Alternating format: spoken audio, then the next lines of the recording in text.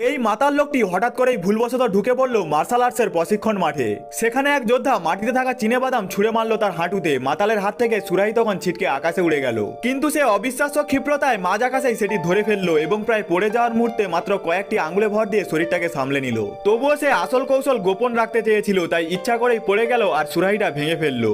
এই দৃশ্য দেখে সবাই ভুল বুঝলো, সবাই তাকে অকর্মা ভেবে হেসে উঠলো, কিন্তু কেউ জানতো না তার শরীরে লুকিয়ে আছে অপরাজেয় মার্শাল আর্টসের শক্তি। যৌবনে সে একাই সব শক্তিশালী যোদ্ধাদের হারিয়ে দিয়েছিল, আর সেই কারণেই তৈরি হয়েছিল অসংখ্য শত্রু। তারপর একদিন যখন সে বাড়ি ফিরলো, দেখলো পুরো পরিবারে নেমে এসেছে বিপদের ছায়া। এরপর থেকেই সে নিজের পরিচয় লুকিয়ে ফেলে এবং মাতালের ছদ্মবেশ নেয়। এক মার্শাল স্কুলের গুরু তার প্রতি দয়া করে তাকে আশ্রয় দিলেন, এমনকি নিজের মেয়ের সঙ্গে তার বিয়েও দিলেন। কিন্তু স্কুলের বাকি সবাই তাকে অযোগ্য আর অকর্মা ভাবতে থাকলো। সবাই তাকে সবার সামনে অপমান করত, শুধু তার স্ত্রী জানতো তার আসল রহস্য।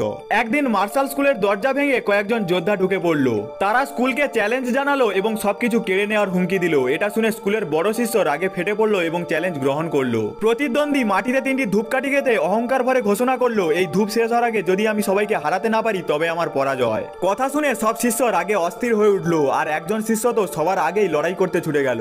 সবাই ভেবেছিল সে জিতবেই, কিন্তু মাতাল সঙ্গে সঙ্গে বলে দিল সে হারবে। সত্যিই তাই হলো, প্রতিদ্বন্দ্বী সামান্য শক্তি প্রয়োগ করেই তাকে দূরে ছুঁড়ে ফেলে দিল।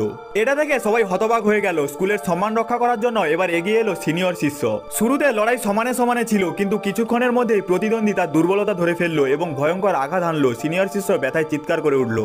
আর যখন প্রতিদ্বন্দ্বী তার উপর শেষ আঘাত হানতে যাচ্ছিল, তখনই মাতালের স্ত্রী ছুটে এলো ভাইকে বাঁচাতে। সে জানতো প্রতিদ্বন্দ্বীকে হারানো তার পক্ষে সম্ভব নয়, তাই মাটিতে লুটিয়ে পড়লো, কাকতি মিনতি করতে লাগলো যেন ভাইকে ছেড়ে দেয়। কিন্তু প্রতিদ্বন্দ্বী শর্ত রাখলো। সে বলল, মাতালকে তালাক দাও আর আমাকে বিয়ে করো। নারী সঙ্গে সঙ্গেই অস্বীকার করলো। তখন প্রতিদ্বন্দ্বী মাতালের ওপর প্রচন্ড আঘাত করলো। স্ত্রী ছুটে গিয়ে স্বামীকে বাঁচাতে গিয়ে গুরুতর আহত হলো। স্ত্রীর রক্তাক্ত দেহ দেখে মাতাল আর নিজের আসল শক্তি গোপন রাখতে পারলো না। সে শপথ নিল এবার প্রতিদ্বন্দ্বীকে ভয়াবহ মূল্য চুকাতেই হবে।